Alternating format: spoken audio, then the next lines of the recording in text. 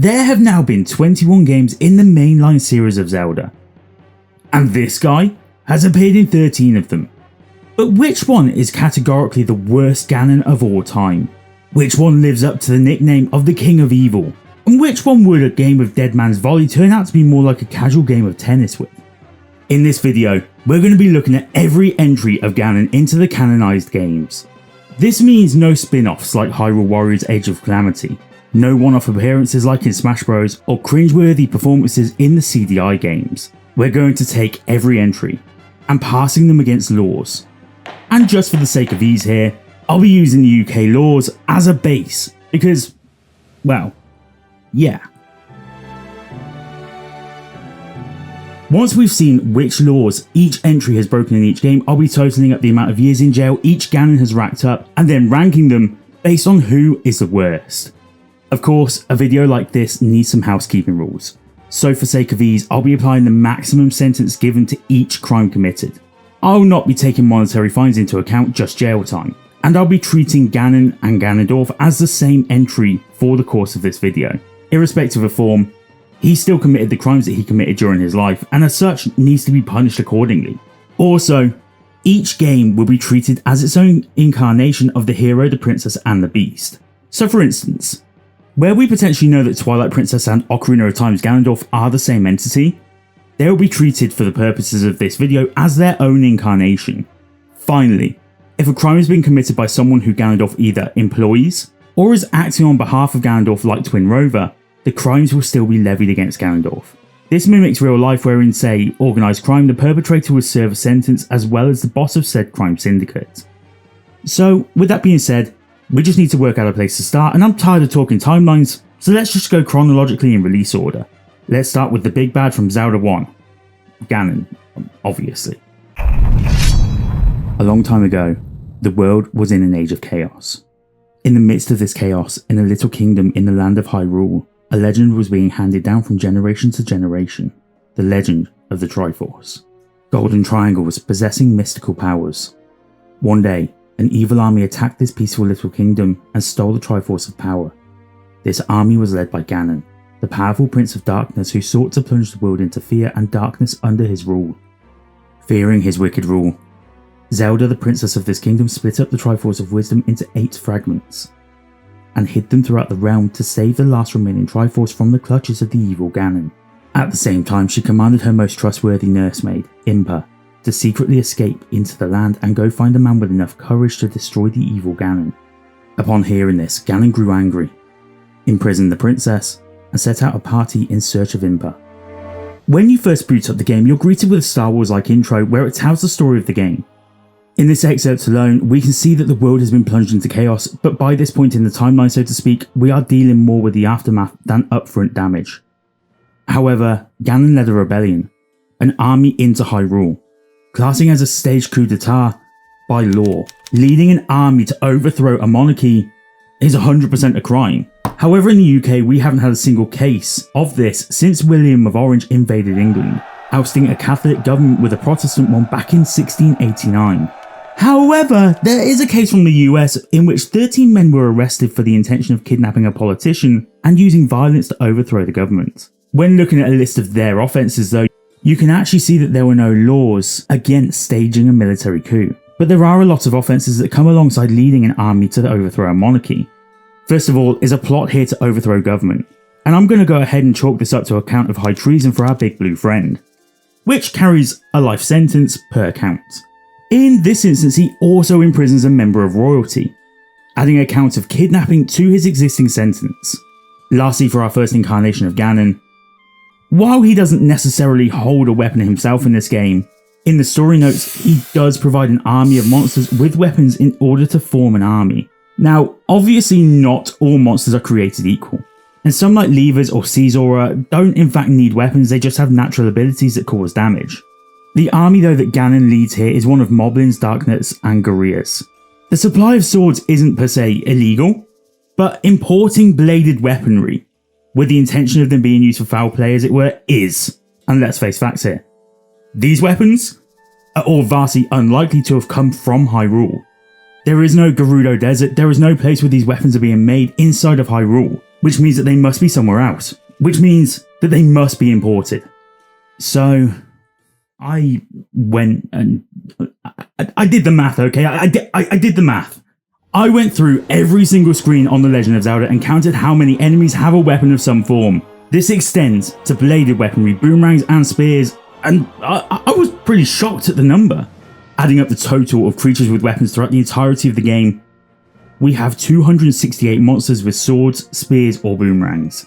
All of these are using them in broad daylight and using them with an intent to threaten or hurt. And all of these are with a weapon that isn't within the world as it stands, meaning Ganon imported all of them. 256 counts right there of breaking the Criminal Justice Act 1988. Each of those breaks carries a potential 4-year sentence, meaning poor Ganon faces the potential of 1,024 years in prison just for his supply of weaponry.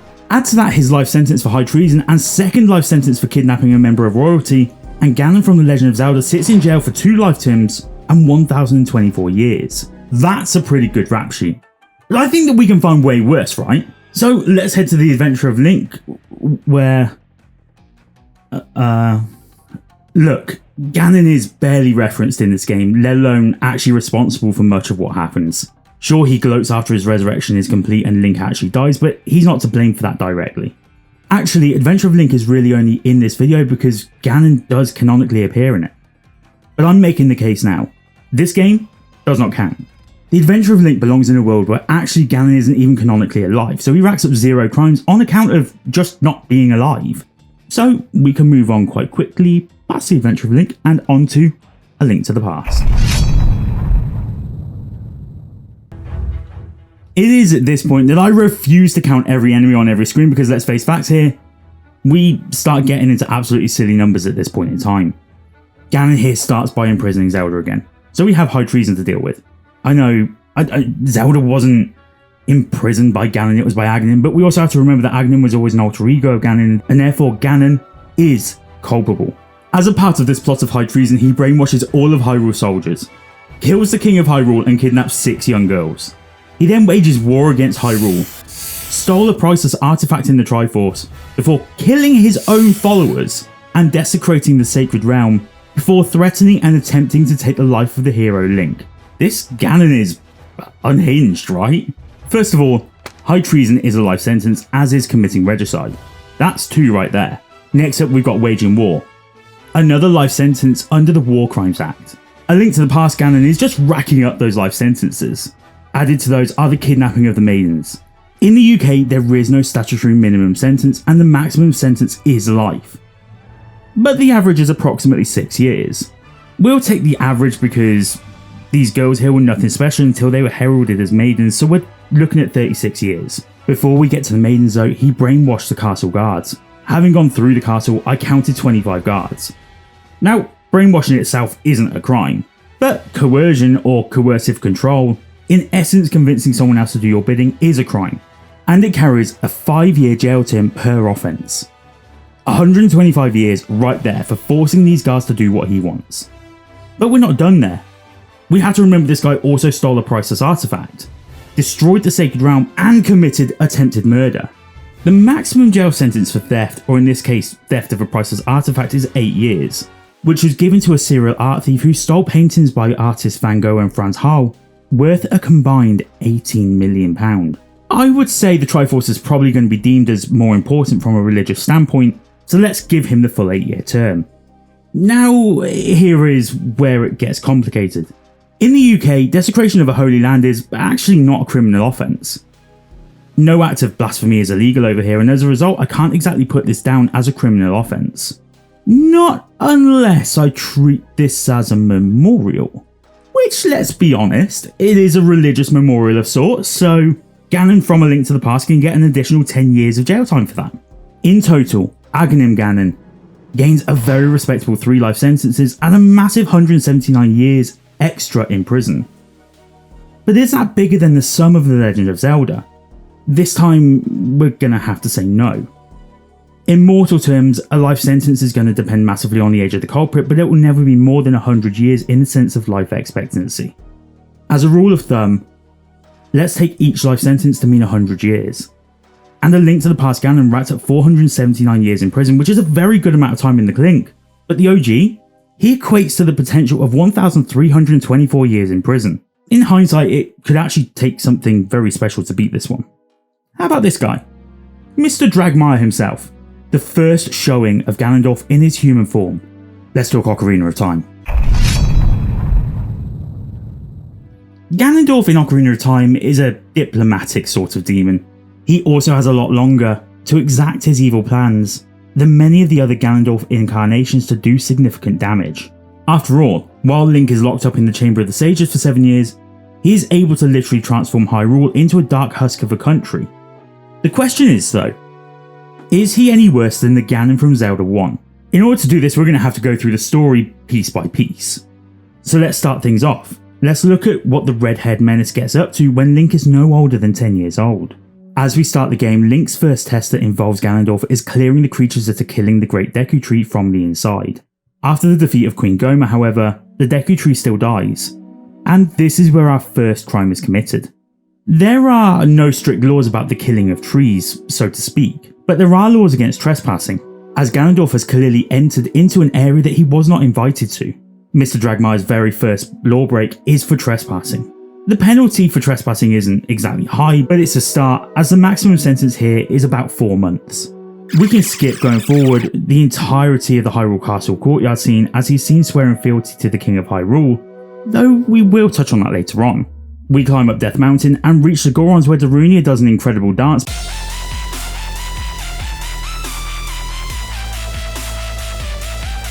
before telling us that a man dressed in black sealed the entrance to the Dodongo's cavern and filled it with monsters. Putting a rock in front of a tunnel isn't a crime, but bear in mind that the rocks within this cavern are the source of food for the Gorons, and this actually could be seen as several things. First of all, the Goron race here is being endangered due to their food source being locked away from them. This is on the understanding that they give the Goron's ruby across to Ganondorf. Or in other words, the man in black is trying to extort and blackmail the Gorons into giving away a priceless heirloom. The good news is it doesn't seem like any of the Gorons actually die of starvation, but the eruptions caused by the volcano cause a temporary blindness in this guy here. Again though, while it's explicitly stated that the volcano erupts due to the evil energy within the game, this is treated more like a natural disaster, so we can walk away from this knowing that Ganondorf didn't leave our big brother here without his eyesight on purpose. But what we can throw the book at Ganondorf here is the fact that you took away a food source for an entire race of people. You would be discriminating, and as a result, committing a hate crime against the Gorons. How this works in the UK is that committing a hate crime would be seen as a reason to be harsher on the sentence. This would definitely be seen as a racial offence, as it qualifies against an entire race of peoples or creatures. As a result, Ganondorf gets the maximum sentence that could be imposable. Ganondorf would face 7 years per Goron. I've got to count Gorons, haven't I? On the way up and around Death Mountain, we run into 3 Gorons. This guy sat by Dodongo's cavern, this guy on the mountain path, and this guy who I've affectionately named as the Lethal Weapon because he gets me nearly every time I go to the city. The only other place where Gorons are found in this game are within Goron City. There's this guy by the entrance, this guy on the centre platform, this guy by the entrance to the Kokiri Forest, another rolling rock here on level 2, a guy sat on the stairs here, this guy next to the chief's room, the shop owner, Medigoron, Big Goron, and Darunia. This gives us a total of 13 Gorons. At this point in time, Darunia hasn't yet had a child of his own, whom he aptly named after the Goron's hero. So he's unaffected by the starvation, but Ganondorf is responsible, directly, for hate crimes against 13 individual Gorons. 7 years, 13 Gorons, we have another 91 years added to G. Dragmire's sentence. On top of that though, we also have a case of extortion between Ganondorf and Darunia, as Ganondorf issues his threat over the Goron Ruby. Extortion in the UK carries a maximum of 14 years. In total, over Goron City alone, Ganondorf has gained himself 105 years in prison. Meaning that within the first 2 acts of the game alone, he's quickly approaching A Link to the Past 179. When we get to the Zoras, we find that Ganondorf has once again been working his dark magic. This time around, he's forged a letter in a bottle from Princess Ruto, who claims she has no idea where this came from. So we can only presume that Ganondorf has impersonated a royal figure. On top of that, he's also put Princess Ruto directly in trouble by filling Jabu Jabu, a deity, with electrified jellyfish. which is causing him to act out in pain. One of those acts is that he swallows Ruto, which means that not only has Ganondorf indirectly put a member of the royal family in direct danger, he's also harmed an endangered species within Jabu Jabu. On top of that, when we finish the dungeon, we find out that the man in black tried to steal Zora's sapphire. So first of all, we've got this letter from Ganondorf that was written to King Zora from Ruto, signing it off with her insignia. This is fraud, but moreover, it's treated as treason to impersonate a member of royalty if it then leads to their endangerment. And that is this incarnation of Ganondorf's first life sentence. If found guilty, which he undoubtedly would be here, he'd also face 10 years for fraud. We've also got this little issue surrounding Lord Jabu Jabu, where Ganondorf 100% endangers him in one of the most deplorable acts towards wildlife, filling him with electrified jellyfish. This was a little hard to find a sentence for, as most acts of violence towards animals go unrecorded, and often carry small menial fines. However, for these more violent acts, prison sentences of a year can be enforceable. Once we're done with Zora's domain, we head back to the Temple of Time, and during this sequence we saw Ganondorf chase down Princess Zelda and Lady Impa, accounting for 2 counts of harassment. This is all with the aim of capturing the princess, who is not just royalty but also a minor, and when he fails with this, he threatens a child before attempting to kill him with a bolt of magic, adding an extra count of attempted murder and assault on a minor. Once we get into the Temple of Time, Ganondorf then goes ahead and attempts to steal the Triforce. This is pretty tricky to categorise, but I'm pretty sure that we can at least count it as a potential theft of a cultural heirloom, or a priceless artefact. So, totting it all up, harassment that causes a fear of violence can face up to 10 years. Treason, as discussed earlier, carries an extra life sentence, as can kidnapping, especially of a minor. Attempted murder of a child is also another life sentence, while posing a threat to Link equates to another 6 months in prison. On top of that, going by what I said earlier about the theft of priceless artifacts carrying an 8-year sentence alone, Ganondorf in this sequence alone picks up 2 life sentences along with 28 years and 6 months, making Ganondorf's overall total in the first portion of the game alone 3 life sentences and 144 years and a half in prison. We've still got to cover the 7-year gap and the adult era, and this Link is already climbing quickly into 2nd place. Before we get there though, I just want to point out that throughout Ocarina of Time I will not be counting the supply of weaponry. The reason for this is it would seem as if the Lizalfos and Stalfos, the 2 enemies that use swords as weapons in the game, actually have these as a part of their core makeup. Stalfos could easily have been fallen Hyrule warriors, meaning that they died with their swords, whereas the Lizalfos just seem to carry these daggers all the time, which kind of indicates to me that they're a part of being Lizalfos warriors, it seems. So, when Link wakes up from a 7-year nap, we leave the Temple of Time and are confronted by a broken down husk of a town. Castle Town is destroyed.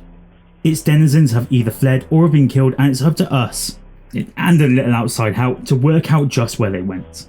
A short while back, the amazing Monster Maze came up with an idea regarding who is still listed as missing out of the original inhabitants of the town. Because I've got every other game in the series to research in this video, I've stolen, politely asked, if I can steal his research in exchange for a cheap plug.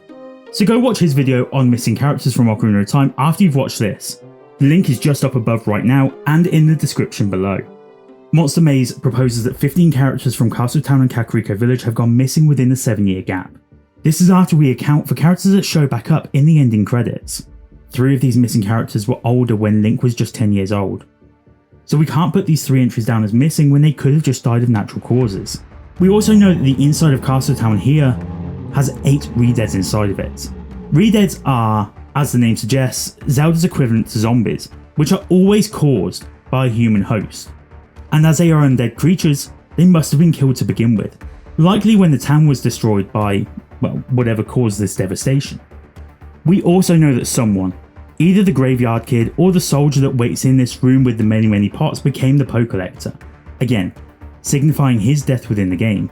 However, we again can't pin this directly on Ganondorf because there is a potential here that he died of natural causes, though either he was a fit and healthy soldier or a young boy, so it is doubtful. Of course though, there were 15 missing, of which we've accounted for 8 Redeads, a Poe Collector and 3 older characters, which means we have the solution for what became of 12 of these minor characters. 3 are completely unaccounted for, which makes things a little more difficult, but as we have no idea where they are, we can only presume that they are safe and that we can't impose any sentence for these on the King of Evil. On top of that, Ganondorf also goes back on his treaty with the king, and it's heavily inferred that he killed the king here, committing yet another act of treason and an act of regicide, both of which carry life sentences. Ganondorf is now set to serve 11 life sentences, 144 years and 6 months in prison. Just for reference, The Legend of Zelda's Ganon racks up 3 life sentences and over 1,000 years in prison, making a combined total of 1,324 years in prison. Whereas Ocarina's Big Bad has already, before even his actions have begun during the adult era, accumulated 1,244.5 years. We've got another half of the game to discuss, so there can be no doubt at this point in time that Ocarina of Time's Ganondorf will dethrone Zelda OG's Ganon as the worst villain in the Zelda series. As we get into the real meat of the game, we're faced with going up against the Ghost of Damper in order to win a hookshot. As we can't tell what age Damper was when Link was a child, and he did seem to be fairly aged. And judging by the fact that Kakariko seems relatively unaffected by what happens in Market Town, we can probably presume that Damper died of natural causes. So we can then go ahead and skip right through to the Kokiri Forest, where the forest children are all being kept captive within their homes by monsters. The monsters here are all native to the forest area though, Deku Babas and Deku Scrubs, and ultimately they are here because the protection from the forest is no longer active due to the demise of the Great Deku Tree. Therefore, we could say that the Kokiri being imprisoned by creatures is Ganon's doing, but I'm not going to. See, the Kokiri are free to leave their homes, it's by choice that they don't due to the monsters. But that has been made evident by Mido being in the Lost Woods that it is entirely possible for them to leave their houses. In fact, actually this whole section of the game is relatively speaking crime-free. The Forest Temple is riddled with monsters, giant block puzzles and trippy eye switches that reorganise the dungeon, but there's nothing illegal going on here, at least that I could find. Even when it comes to the boss, Phantom Ganon, there's nothing illegal here. Sure, he's trying to kill Link. But Phantom Ganon is an illusion, he's a creation of Ganondorf to test the hero. After defeating Phantom Ganon, we then head back up Death Mountain. Up here, Ganondorf has captured and falsely imprisoned 6 of the Goron race. I can't tie the revival of Alvagia to any crime of any form. If anything, he's kind of done some good by bringing back an extinct creature, but the endangerment to life of what are clearly a race of endangered species such as the Goron is more than enough to warrant another 6 life sentences for Ganondorf. He is really racking them up. Yet things get even worse as we head in towards the Water Temple. First of all of Zora's domain is completely frozen over, which endangers the life of an entire race of Zora. Not again. There are, including the one hidden at Lake Hylia and King Zora, 9 Zora left in the world. As most instances, we've been looking at murder as solely a singular possible sentence. However, there are 3 different categorizations. First degree, where the murder is premeditated and planned. Second degree, where effectively, while not planned out, it is the desired effect of the killer. And finally, manslaughter, where the deaths are ruled as an accident, but a death has still occurred. In all of the instances so far, Ganondorf has meaningfully harmed or killed other characters, but in this instance we've got ourselves a bit of a quandary.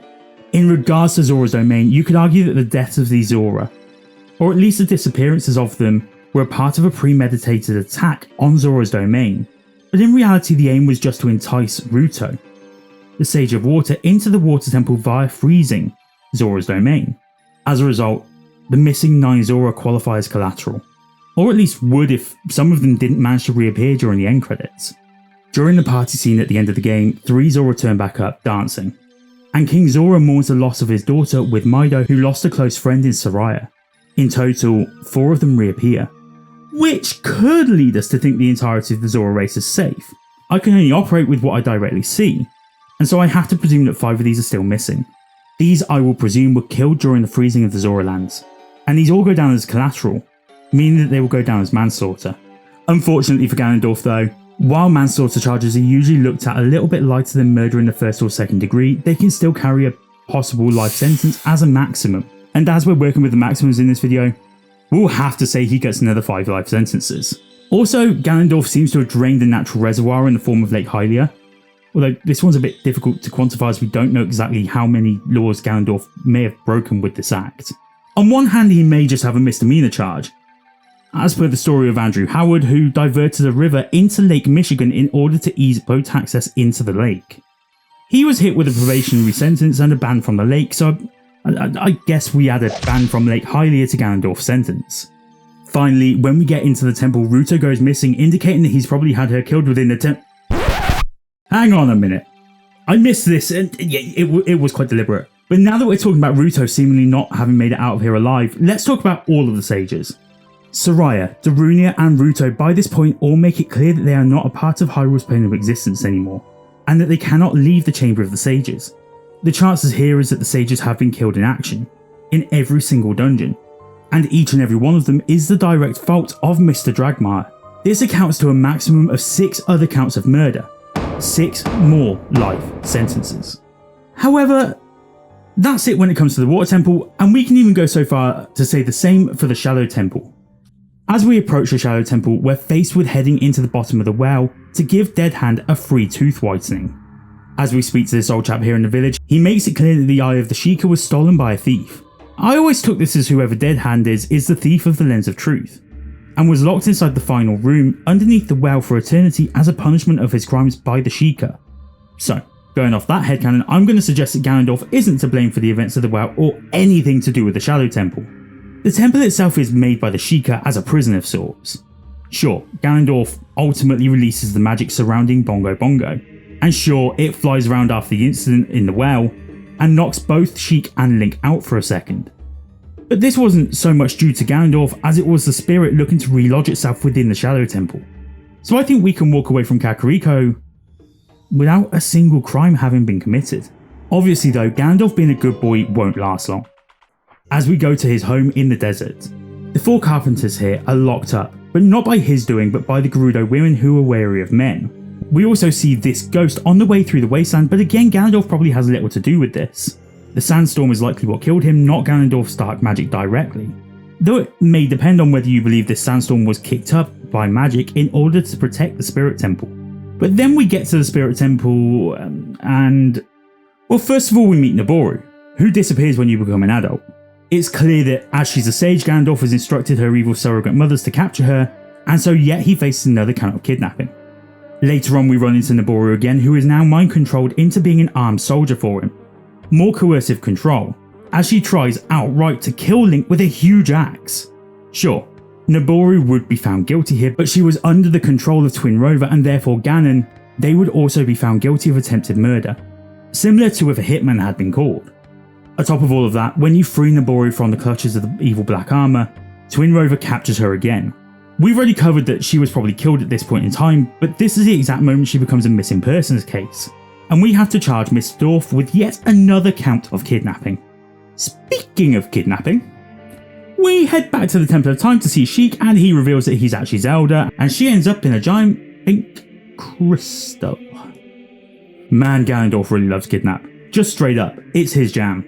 Now it's time to invade his castle and... no, wait, it's not his castle, he's illegally squatting in the castle. He's done this by illegally overthrowing the royal family and coercively controlling all of the armed guards within. This is proven by using Naboru as an example. These Darknets seem to be people rather than just creatures created by evil. There are 2 of these, in the final room just before the last encounter with Ganon, but that's another 2 counts of coercive control. Not a crime, but when you get into the room, Ganondorf is blaring away at those organ pipes like a total boss. However, he tries shortly after to kill Link using magic, and then he goes on to attempt to kill both Link and Zelda by crushing them under the weight of the castle, which is also a historical site within the world, meaning that in this short sequence alone, Ganondorf has attempted murder at least 3 times, committed 2 counts of coercive control, squatted illegally, which carries a 6-month sentence, and the demolition of a historical site which carries yet another 10 years. Let's add to that all of the previous 3 counts of kidnapping, 1 count of attempted murder, his extra count of coercive control, and all of his previous crimes, and we're looking at a grand total of 36 life sentences, 164.5 years in prison, and a ban from Lake Hylia, meaning that Ocarina of Time's Ganondorf clearly takes the top spot by a long way, knocking the OG Ganondorf off his pedestal and relegating A Link to the Past Ganon into last place. We next head to Holodrum and Labrina, and in particular the Fuse storyline at the end of the game, where we find out the Twin Rover were behind Onox and Varin all along. And it was all a plot, in the end, to resurrect Ganon. Ganon here is successfully resurrected and, as such, does qualify as a Ganon that we could count. but due to Link's intervention, he is resurrected as a mindless beast. As such, he has no control over his own actions and wildly goes about trying to kill Link. In this scenario, Ganon would indeed still be trialled for attempted murder, but he would likely be trialled as insane and so would likely avoid jail. Rather, he would face a psychiatric stay for an indefinite period or a hospital order. Either way, Ganon from Oracles isn't likely going directly to jail. But even if he was, he'd be answering one account of attempted murder, putting him firmly at the bottom of the list. Wind Waker's Ganondorf is an odd one. This is the same Ganondorf as the Ganondorf of Time, however we are several hundred of years on now, and Ganondorf has been sealed away for several hundred years. So I think it's safe to say by this point his record is expunged, which means he gets a brand new rap sheet. We get told the story of Ganondorf throughout the game, but there's not a massive amount to go on. What we know is this: Ganondorf made an aggressive move for the Triforce that led to a battle with the current King of Hyrule, King Daphnis no Hansen Hyrule. After this fight, the king and the people of Hyrule made a wish to the goddesses. The wish was granted, and the world was flooded. We could probably infer from this that Ganondorf and the king both fought with weapons, which means wielding bladed weaponry, likely in a place the public could access at the time, and that he attempted to steal a historical artifact. The lore states that this could be met with 7 years for that. So before we've even met Ganondorf, he's got a minor rap sheet of 11 years. When we finally meet him, after you've grabbed the Master Sword, you get into a battle with him, which he easily beats up Mina during, before then striking down Tetra also. Not only is she a minor, but unbeknownst to us all at this moment in time, she's also a member of royalty. What a surprise. Ganondorf gets a count for treason. It seems relatively par for the course, right? We next find out that Ganondorf has had his forces kill both the sages of Wind and Earth, and after you've brought about new sages, he kidnaps Tetra, meaning that once again we've got another act of high treason on our hands. After his self-righteous speech, he then makes another attempt on Link's life, turning himself into this puppet thing. After you've beaten him, he then goes on to assault Link again and succeeds in taking the Triforce for himself in order to make a wish for sunlight. Sunlight! While sure, it would destroy the ecosystem within Wind Waker, the dude just wants to top up his tan, and you can't really blame him for that. King Daphnis gets there first though, and Ganondorf draws not one but 2 swords. So let's just go ahead and chalk up another 2 counts of wielding a weapon with intent to harm, and then another attempted murder. However, in a rare twist of fate for Zelda games, sure, Hyrule Castle comes tumbling down, but it's under the weight of water, meaning that the king himself destroys this historical landmark and not Ganon. Instead though, Ganon is met by an ice cold killer with shifty eyes stabbing him square in the forehead, all because he wanted a tan. The first thing Ganondorf did here was assault 2 children. The law over here states that if the offence happened before the new sentencing guidelines came in 2022, then those offences carry a 10-year sentence. In addition to that, he steals the Triforce pieces from Zelda and Link. In this instance, we've got it established that the Triforce is effectively a gift from the gods, and that it is passed down from heir to heir. As a result of this happening, the Triforce is 100% a possession, despite it being somewhat spiritual, and so Ganondorf can have 28 years for attempting to steal historical artifacts. So with all that being said, the Ganon of Winds scores a respectable 6 life sentences and 77 years in prison. This puts cel-shaded Ganondorf right below the Ganondorf of Time, but well above Aghonahim. We've reached a halfway point now, finding out which Ganon is canonically the worst by splitting into 4. By the time we find out that Ganon is actually the main enemy of the game, Vati has been running rampant and the Gerudo inform us that the Ganondorf has already broken their laws. This is bull. I can't grade this Ganondorf because of a technicality? Because he's already broken laws? Like that's going to stop me. We don't know what laws he's actually broken, but it doesn't actually matter. See, I'm not judging this man or blue pig by the Gerudo's law, I'm judging him by the UK law. I can't speak for their laws, but I can speak for ours. So any laws he broke while being a Gerudo king are kinda neither here nor there. But what we do know is that he's headed off to go steal a historical artifact. So 14 years immediately get awarded to the 4 Ganon. He's actually off to go steal a weapon which he will definitely brandish in public, so we can call that another 4 quite safely. And we also know this fact for sure. During the events of the game, 6 maidens were taken along with Zelda. These events unfolded because Vati was instructed by Ganon, meaning that they both pick up the rap for this. In addition, he's also responsible for the disappearance of the Dark Mirror, which can be inferred onto Ganon. When you defeat Vati, Ganon also causes the collapse of the Tower of Wind, kidnaps a royal family member and attempts to kill not 1 but 4 young children. As much as they are one link split into 4, I like this idea more, so we'll go with 4 counts. As a result, 4 Ganon actually racks up quite an impressive jail term for the short amount of time he has. He's looking at theft of a historical artifact, possession of a weapon, kidnap of 6 maidens, kidnap of a royal figure, twice, destruction of a historical location, and 4 counts of attempted murder, bringing his term to 12 life sentences and 24 years in prison, which insanely slots 4 Swords Adventure Ganon into second place quite clearly and distinctively. His reign may have been short, but it was ultimately very sweet. So what about the Ganon of Twilight? How does he marry up? I feel like I've said this too many times already, but this game is a bit of an odd one. From the first time we meet Ganondorf in this game, he's using Zant as a puppet, something he does wonderfully in the game. As discussed previously, this use of Zant is all in the name to get what he wants, the light and dark to merge in the world, thus creating another world of Twilight. Everything Zant does is at the behest of Ganondorf's greater aim. However, not everything Zant does is because of Ganondorf. Zant believes Ganondorf to be a god, and as such he acts in accordance with how much he believes Ganondorf would act to further his ambition. But if we treated Naboru as coercive control, then we have no choice but to treat Zant as exactly the same. After all, this is probably a more extreme version than what happened to that character. But as previously stated, Zant acts on his own, and not directly under the control of Ganon, and so his crimes are his own. This means that Ganondorf, despite the influence he has over Zant, is not responsible for Zant's crimes as he was when Naboru was turned into a Dark Nut, because she was not in control of her own thoughts. But I kind of want this list to be different. So we're going to do something a little different. And as he is a main important figure and the main enemy of Twilight Princess, and you can challenge me in the comments about that as much as you want, we are going to also sentence Zant for his crimes. Why did I sign up for this again?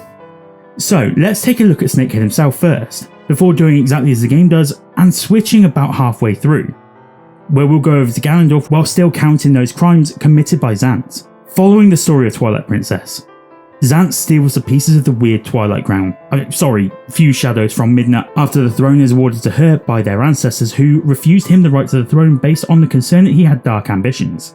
He banishes her to the Light Realm, definitely committing treason as he puts the ruler of the Twilight Realm in danger. He turns her into an imp using Ganondorf's magic and turns everyone in the Twilight Realm into Shadow Beasts. This means that every single Shadow Beast you encounter in the entirety of the game was a person that lived within the Twilight Realm. Having gone through the entirety of Twilight Princess, I can now tell you that there are 50 Shadow Beasts within the game that are hostile, and a further 6 within the Palace of Twilight that are not hostile, and they just sort of stood there waiting to be converted back. There are also these 2 here that act as Zant's henchmen or protection. The issue here for us though is that turning someone into a shadow isn't exactly a crime, mainly because it's not something that's achievable in real life. However, you could easily make the case that all of these shadow beasts that come through portals are in fact all victims of kidnapping at the least, given that they were all taken presumably against their will through portals into another world. These 6 though remain within the world that they originate from, and have had their forms changed. Again, there's no actual crime with that, but none of them seem to be enjoying their new shadowy form, and it was against their will, so I'd like to think that we could at least classify these 6 as having been tortured. But there is a slight problem with this. In the UK, torture is defined as the following.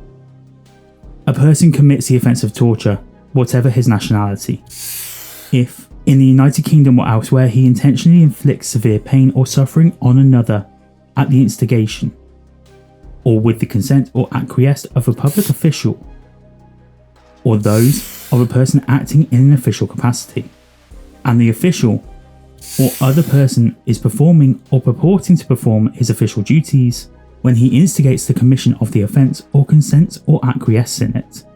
To make this simple, if the person inflicting the torture, whether mental or physical, has been given consent by a public official or a person acting in an official capacity, it's not actually deemed as illegal. That means that these 6 counts here, well, they're not chargeable, as at this point in time, Midna, the Queen of the Twilight, is cast out of the world, leaving Zant as rightfully or wrongly in charge. He has assumed control of the Twilight Realm, which in of itself is an act of treason. It also means that this nullifies these 6 counts of torture. These 6 actually have no proper crimes associated with them. There's no kidnap, no torture, no murder. After all, they're still alive, and they're not being used to further his own ends, so there's no coercive control involved. Not like these 50 who are likely just residents of the Twilight Realm. This means that Zant picks up a whopping 50 life sentences for kidnapping, 50 counts of coercive control at 5 years a pop, That accounts to 250 years in prison, plus extra counts of treason, grievous bodily harm for his actions against Link, and a count of attempted murder for his actions against Midna during Midna's final hour, which in turn creates a knock-on effect of Zelda sacrificing herself to save Midna, adding yet another act of treason to the count. There's also these two that flank Snake Boy everywhere he goes, seemingly as royal protection. Not enough is known about these two other than the fact that they are clearly an upgrade to the standard Shadow Beast and they serve Zant closely. But as Zant is a prince of sorts anyway, they may well have been under royal decree to protect Zant anyway. The chances of these having been mind controlled are slim. At least I would say, so I think that we can argue, for these two at least, Zant is innocent. Totaling it all up, Zant is set to serve 53 life sentences and 262 years in the clink. This technically makes Zant a far worse villain in general than even Ocarina of Time's Ganondorf. But unfortunately I've got to play the technicality of, but he's not actually Ganon or a variation of the bad guy, in which turn means that Zant's heinous crimes don't earn him a place on the leaderboard, despite the fact that he's spending so much longer in jail than any of the Ganons so far. So surely if Zant is this terrible, then Ganondorf is... yeah, no. Ganondorf barely shows up in Twilight Princess, save for the final moments of the game, and the sequence is shared from his sealing by the sages. It's during this sequence that he murders the Sage of Water in cold blood. Clearly a first degree murder, but aside from that afterwards Ganondorf barely appears. He doesn't get the years in jail for coercive control here because Zant already wanted to do all of the things that he did, he just didn't have the power for it. He already planned to outcast Midna and take over the Twilight Realm. Ganondorf may have given him the means to exact his plan, but one way or another Zant likely would have found a way. So instead of punishing Ganondorf for every crime committed by Zant, we're instead going to charge him with the murder of the Water Sage, and then go from the beginning of the final mini-dungeon Hyrule Castle, and count his crimes from that stage onward. The obvious here is that Ganondorf is trespassing, using the castle as his new home base. He's also taking control of the castle guards, of which there are... 3? This whole castle is guarded by just 3 guards apparently. I am counting the Dark Nuts as guards, in case you're wondering. This is because they're clearly not monsters like Bokoblins or Lizalfos, and they're clearly humanoid and skilled with weapons, leading me to believe that they're trained in some capacity. In addition to that, they are exclusive to Hyrule Castle in this game, meaning that they appear nowhere else, meaning that they should be something to do with the makeup of the castle itself. And then we get to the throne room where Ganondorf welcomes you to the castle. In this scene we see a statue of what appears to be Zelda, or potentially Hylia, beheaded on the floor, defiling of a historical artifact. This would carry a maximum of 26 weeks in prison, or 6 months. Shortly after this he assumes control over Zelda, meaning another act of treason and coercive control, before using her to attempt murder over Link. After Link defeats her, Ganon then turns into Man-Bear Pig. You see, there is something out there which threatens our very existence, and may be the end to the human race as we know it. I'm talking, of course, about Man-Bear Pig. Man-Bear Pig? And tries to kill Link again, this racking up a separate count because he's no longer using Zelda as a means to an end.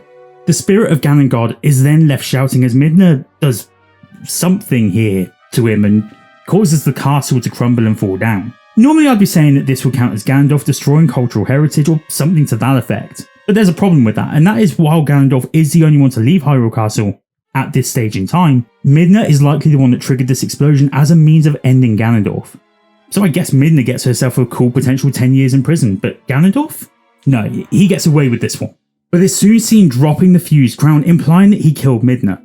We obviously know from later on that Midna survives, but there's at least a count of attempted murder here. And then we see him charging towards Link with a drawn, ethereal sword from one of the sages, wielding a weapon in public with intent to harm. 4 years for Ganondorf there. During the horseback scene, if I'm honest, it feels more like Zelda and Link are more the aggressors here, and Ganondorf, sure, tries to use the sword against you, an obvious attempt at murder. He actually seems to spend more time trying to run and get a good angle to charge at you from. The sword fight stage of this fight sees Link and Ganondorf go at it blade to blade, meaning that we've got a fight on our hands between 2 people equipped with weapons, earning them both an extra 4 years. But Link's, I'm wanting to come back to another time, so share this video out to as many people as you can, so that they can see which Ganondorf is canonically the worst, and we can push up the views on this video so more people can see future videos. Any help is hugely appreciated. Ganondorf collapses at the end of the game, meaning his sentence, I guess, is suspended until his next resurrection, and he'll be charged with 1 count of murder in the first degree, 4 counts of coercive control, 1 act of defiling a historical artifact, 1 act of treason, 1 act of trespassing, 5 failed attempts at murder, 2 acts of possession of a weapon with intent to harm, and 1 count of kidnapping of a royal figure. That all amounts to 7 life sentences, 38 years and 4 months in prison, which is actually not too bad of an amount considering that you only see Ganondorf in the flesh for the last 2 hours of the game. And he does beat out the earlier renditions of Ganon quite comfortably, but where do we put him in the rankings? Well, Twilight Ganon is somewhere around here between Four Swords Adventures and Wind Waker's Ganon, which again is pretty amazing given the short amount of time he's actually a threat in the game for. Once again, another Zelda game with a weird Ganon. This one is really odd though because the main enemy in the game is not Ganon. He is introduced from an early stage, but in reality all of the work here is done by Yuga. And even after the fusion of Yuga and Ganon takes place, it does seem like the mind of this particular incarnation of Ganon actually belongs to Yuga. He's making all of the decisions here, not Ganon. And so, to keep the runtime on this video somewhat respectable, Yuga Ganon is going to fit in the exact same way as Adventure of Link Ganon, in that he's not. His actions are not from the mind of Ganon, and so it would be Yuga that would be on trial, and this video is not about Yuga in the slightest, so let's just move on to the most recent era, the era of the Wilds. This incarnation of Ganondorf is probably the hardest one to work out because of the clear split between Calamity Ganon and Ganondorf, but the plan here is to put the two of them in together. There is good rationale behind this, and it's this. It seems highly unlikely that these two are different entities, and more likely that Calamity Ganon is a direct result of Ganondorf's hatred during his time of being sealed. Rauru clearly seals him away prior to the events of either game. The name Malice, which is given in the English localization of the game, is translated from Onyen, which translates back to grudge, which fits the idea that the malice is Ganondorf's deep-seated hatred rather than its own force. However, the difficulty lies in the fact that Ganondorf is sealed and therefore not conscious and therefore not aware of his own hatred's manifestation. There are thoughts that he could be in control of the malice, but it feels incredibly unlikely, and the effects of what happens under malice or Ganondorf's grudge seems not to fit exactly together. How this would work under UK law is that the crime itself isn't negated from sentences, but the intent is. So for instance, a first degree murder now gets downgraded to manslaughter, meaning that sentences could be massively reduced. This is how we'll treat these two instances of Ganondorf. Anything done during Breath of the Wild will be treated as if they have no intent behind them, and during Tears of the Kingdom, all crimes will be treated with an iron fist. The other issue is this. Calamity Ganon hasn't just struck once. Ganondorf seems to be sealed at a point that we'll call Year Zero. 10,000 years later he appears and is beaten by a princess and the ancient hero. 10,000 or so years later, he appears again and this time is beaten by the Sheikah and the Divine Beast.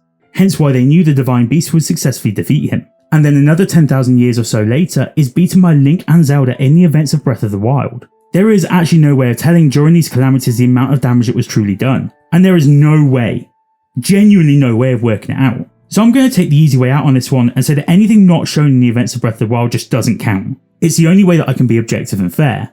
Right, admin out of the way. Let's count crimes. The first time we hear anything about Calamity Ganon is in a story posed by King Rome. We're told that the Calamity took control over the Guardians and that Rome is killed. He didn't specify exactly what killed him, but we all know it's during the Calamity and that it was caused by Calamity Ganon, so we can assume there's an air of responsibility on the part of the swirling giant gas dragon. When the Guardians are infected with Ganon's hatred, we see quite clearly at least 2 Sheikah stood amongst them, as the Guardians are programmed to shoot on sight based on the way they act around Link. These 2 Sheikah likely don't survive this ordeal, and while it is unproven, I think it's pretty safe to assume that they die at this point. In the next scene we see loads of Guardians setting fire to and trampling houses within Castletown. Given the fact that this all happens seemingly very suddenly and out of left field, it would be pretty hard to imagine that inhabitants successfully evacuated the area. However, those in control within the palace will have known that this fight was coming based on the fact that they were excavating the Guardians, ready to fight him. Based on this assumption and the hard fact that there are no fleeing survivors during this scene, I'm going to say that they successfully evacuated Castletown, but that doesn't mean no damage got done at all. Take a look at this scene. This one right here. You see these? Houses. These as well? More houses. There's actually around 15 in this scene, and in this scene here, there's at least 6 different rooftops. Plus there's the one here that this Guardian literally stands on, plus 1 either side of this Guardian, plus 4 in this scene, and a clock tower. All of that in addition to the gate tower, which is clearly on fire. The good news is the gate tower seems to survive as it's still here within Tears of the Kingdom. But take a look around this area in Breath of the Wild and there are no remains of any houses. There is a bare minimum of 28 houses in Castletown at this point in time, and all of those are razed to the ground, each of which carries a 10-year sentence for destruction of property. And on top of that, it's confirmed here that the champions also lost their life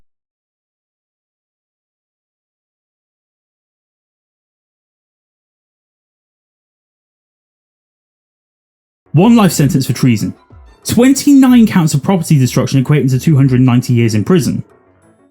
And one more thing. These oversized metallic animals are quite clearly weapons. They're quite clearly not meant for average Joes to use. In fact, judging by the fact they have the ability to fire out of a cannon mounted upon them, I think the closest similarity to anything on this planet is probably a tank. This would theoretically mean that in Hyrule, the divine beasts are likely viewed the same as military weapons, and the theft of one of these can result in 7 years imprisonment.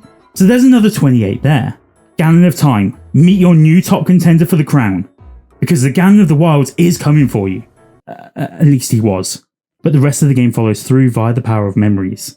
And in most of these moments, we are seeing Link meet the champions, and then the champions sequentially having their chosen beast be taken over, which we've obviously already covered. There actually isn't that much to cover, not until we get to this particular memory, which uncovers how Link fell unconscious for 100 years. It's here that we see an attempt on murder on the chosen knight. Something that's only confirmed as an attempt when he awoke from his slumber. But something shocking here. At least it shocked me. Throughout the entirety of the fight between Calamity Ganon and Link in the closing segments of the game, the only crime Calamity Ganon actually commits is attempted murder once again. This fight happens within the castle, which remains and survives in Breath of the Wild, and then on the plains of Hyrule where there is no life present. This means that throughout the whole of Breath of the Wild, Calamity Ganon starts off so strong, picking up 9 life sentences and 318 years in prison, but then he just sort of peters out and stops doing anything of any worth. It sure is a good thing for him, at least that a few years later things will pick up where they left off, only with a bigger and better threat, Ganondorf himself. From the moment Link and Zelda get down into the ceiling site, things start to get rather illegal. First of all, we've got this scene where Ganon clearly attempts to kill both Link and Zelda with miasma, notching up an attempted murder and an attempted regicide. When that fails, Ganondorf wastes no time in literally razing the castle from the ground it sits within, destroying large sections of it in the process, destroying cultural buildings, and with it gaining another 10 years in prison. This causes a chain reaction of tons of rocks falling from the sky. The good news is it doesn't look like they actively land on anyone. But when some of them do land, a party immediately sets up to investigate the holes left in the ground. The miasma around them sucks the life force of those that enter, and this guy here is not in good shape. It's hard to know what exactly to put this down to. It's certainly not an attempt at a life, though it would have been had he stayed longer in the miasma. But I think it has caused harm to another human being, so I think we can err on the side of caution and call this a version of assault. This upheaval in the dark magic that comes from Ganondorf causes several things to happen in Hyrule. The mountains that were almost perennially in a state of spring are now frozen over, which endangers an entire race, the Rito. The waters around Zora's domain are covered in sludge, which makes it impossible for the Zora to live safely, endangering them. The food that the Gorons eat has been contaminated with darkness. Totally contaminated with darkness. Seriously though, whatever's in this stuff, I've got to get me some. Again though, this endangers all of the Gorons as they're eating something that literally keeps them rooted in one spot, unable to think of anything but rock roast. And the Gerudo have literal armies of the dead knocking at their door, trying to kill every last one of them. Every single race in this game, apart from the Koroks, somewhat ironically, are in mortal danger as a result of Ganondorf's actions. The Rito, the Zora and the Gorons are the only one affected within their home areas. However, within the Gerudo Desert, the hordes of undead also affect the Hylians that are residents, as well as this one Rito within Karakara Bazaar. In total, 15 Rito are affected. 21 Zora, 14 Goron, 6 Hylian, and a huge 43 Gerudo are all put directly in harm's way as a result of the actions of Ganondorf and his slippery doppelganger Zelda puppet. Of these, not that it'll affect the prison term because an attempted murder is just that no matter the age, 14 of those are children. In all but the cases of the Goron, attempts are made on their lives via either extreme climate control or creatures being directly sent to kill, and as such, Ganondorf for the regional phenomena faces 79 counts of attempted murder, and the distribution of a drug to 14 Gorons, and a count of coercive control over Yonobu. But there are 3 classes of drug, Class A, B and C, which all carry different sentences, which means that we have to work out which classification Goron Rock Roast is. When we look at the Goron that have been affected by the Rock Roast, we can see that they're clearly addicted to the rocks, and as such undergo a persona change. They seem not to be seeing anything out of the ordinary like hallucinations, but they do seem to have undergone a change which sees their productivity drop dramatically, and in general they seem to not want to care too much about work, only wanting to gorge themselves further on the marbled rock. The effects of this marbled rock roast don't seem to be dangerous or life-threatening, which takes it out of being a Class A, which are solely categorised as such because of the threat to life that they represent. They do, however, seem to space the Gorons out, and this would put it more in a category B tier. The supply and demand of Class B drugs is tantamount to 14 years per count of supply and production, meaning for 14 Gorons to be addicted to this stuff, Ganondorf gets himself another cool 196 years behind bars, in addition to his 79 life sentences. That is just the basis of Link's journey throughout the game. Never mind the story that undertones the entire game, the Tears of the Dragon, Zelda. In these cutscenes, we see the build to Ganondorf's eventual sealing and the imprisoning war. These are, in all honesty, a little underwhelming, and they're a little underwhelming in terms of the crimes committed. The scenes where Ganondorf is seen rather than focusing on Zelda show Ganondorf swearing fealty to the king, whilst also passively aggressively trying to elicit a reaction from the king, and the actual crime, plotting to kill the queen, which is a count of high treason. There's also this scene where Ganondorf tests the power of the secret stones by using an army of Molduga. Training animals to kill is apparently only illegal if it results in death or injury, so surprisingly Ganondorf gets a slap on the wrist for this. And then we move on to this scene here where Ganondorf appears here and literally punches Queen Sonia to death.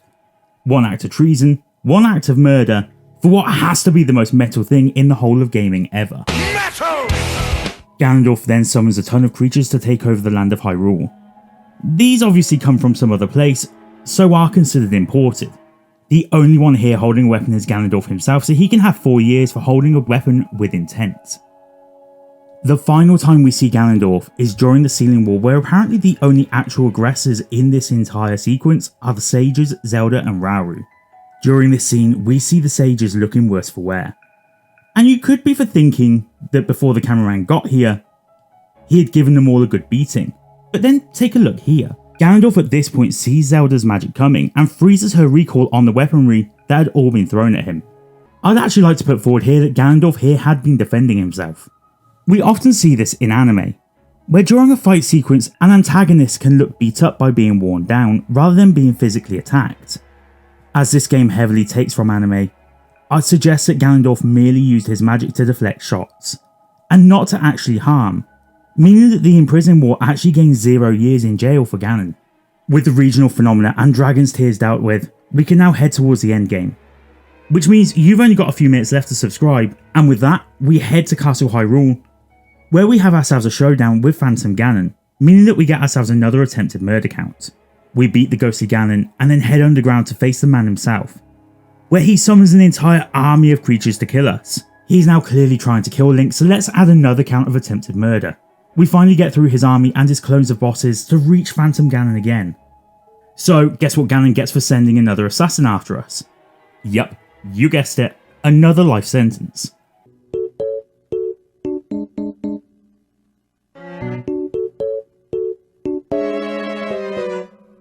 The only reprieve for Ganondorf here is that he gets 1 life sentence for all of the end boss sequence fights despite there being 4 of them. Each one is the same attempt on Link's life, just with more desperate stakes each time, meaning that this all counts as the same sentence. Even in turning himself into a dragon, he doesn't directly attack Zelda, only Link, so even as a dragon he doesn't pick up any more jail time. And this fight is so far removed from any civilization and his magic seems to despawn well before it hits the ground, so we can go ahead and say that he actually caused no real danger to life, even in his most dangerous form. But despite the later parts of the game being quiet for Ganon, between his corporeal hatred form and his Ganon Daddy form, he racks up what is easily the biggest rap sheet of all of the Ganons. 97 life sentences and 533 years and 6 months in prison makes Ganondorf of the Wild clearly the worst Ganon out of all of them. And I know, I counted 2 games in one. Of course he'll be the worst. But it's also painfully obvious to see that in just Tears of the Kingdom he destroys the Ganon of Time with his criminal activity. 58 life sentences in comparison to 39, it's clear night and day here. Ganondorf from Tears of the Kingdom alone is far worse of a villain. So, that's it. We found out who the very worst Ganon is, we have our winner, there's nothing to do but... You've got to be kidding me!